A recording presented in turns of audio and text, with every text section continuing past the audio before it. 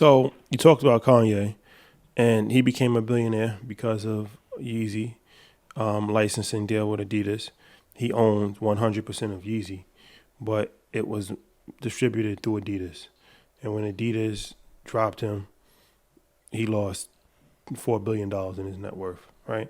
So was what does that speak to as far as on the licensing side? Did he have a bad licensing deal?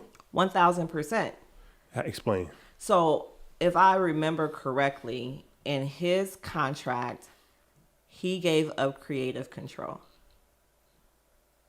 And which means also in his contract, he also didn't have the language stated that anything that was developed by the licensee was owned by the licensor.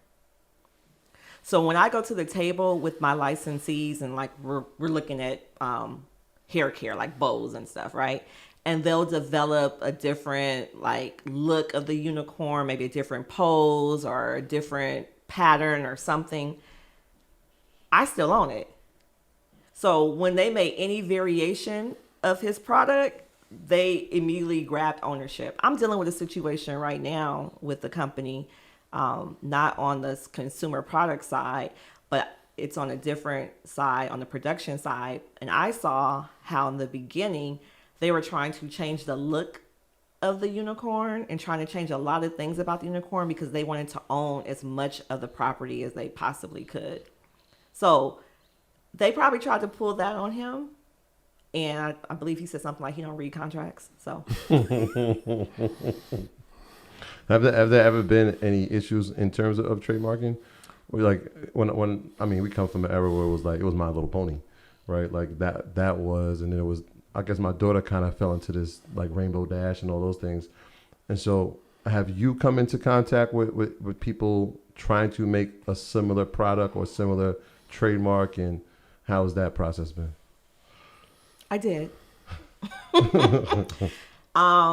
It's hurtful for one. Like I take this personal because we didn't talk about how I started, the whole why Nipsey and Tupac are up here, like how my marathon continues, how I have this all gas, no brakes mentality that I launched this brand. My son was in the hospital for 20 days. When he got out, my favorite uncle died of a massive heart attack. 17 hours later, my uncle died. 6 months later, my grandmother died. And then we were in a global pandemic. I have a lot of heart and soul into this brand.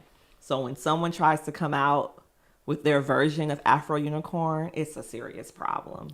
And so, yeah, I had to, first I tried to ignore it. My thing was I'm just going to work harder. Like I'm just going to outwork them. I'm going to outwork them. But it started to become confusion in the marketplace.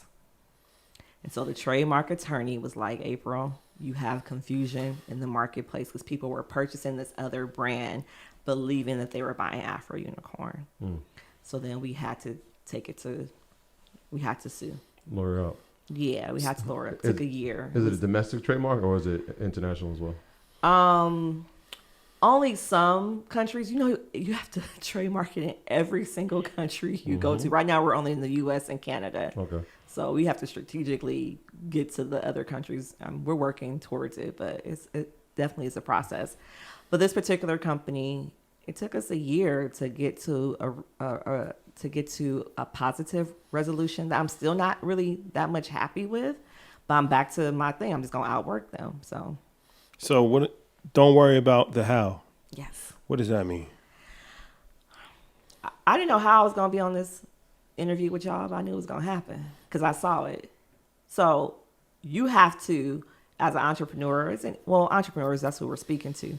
You have to see the end goal, what it is. I knew Afro Unicorn was going to be a household name and a worldwide brand, point blank, period. You couldn't tell me that it wasn't.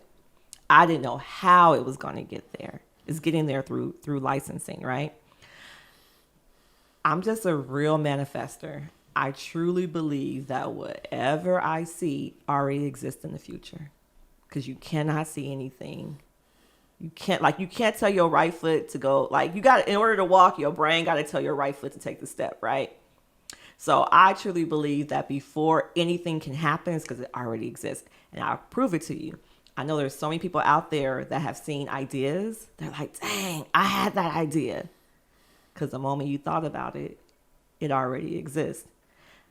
The problem is, are you going to be there to see it through?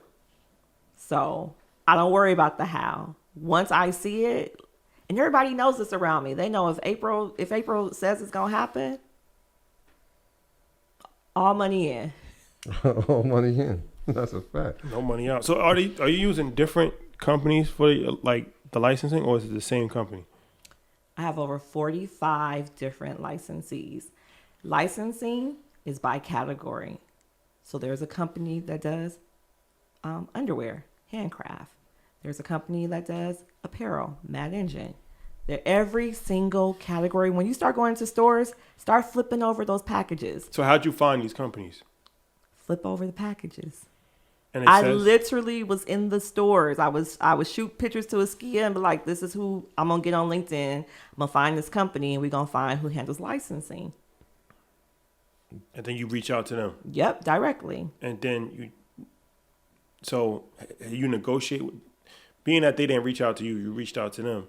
They have more leverage in this situation, right? Sometimes, but once you have Walmart, so my spade was Walmart. Like that was my ace. I had Walmart.